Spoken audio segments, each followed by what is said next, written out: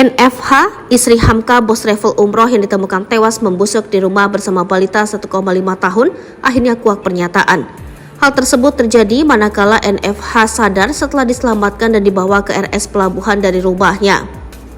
Melansir dari Tribun News Bogor, Selasa 31 Oktober 2023, Serda Bambang Babinsa Koramil 1 Koja Kodim 0502 Jakarta Utara, Serda Bambang Dwi Ratmoko mengurai cerita mengejutkan tersebut.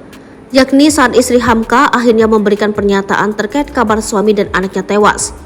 Kepada bidan dan perawat, istri Hamka menyebut pria yang meninggal di rumahnya bukan sang suami. Habis dibawa ke rumah sakit pelabuhan, istri Hamka sudah sadar. Terus ditanya, katanya, itu bukan suami saya yang meninggal.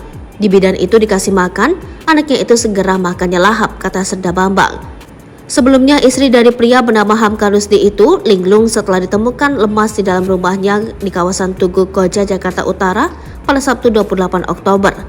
Dalam tayangan wawancara di YouTube iNews, Serda Bambang mengaku langsung menyelamatkan anak korban yang selamat. Posisi anak Hamka yang selamat itu berada di dalam kamar tidur.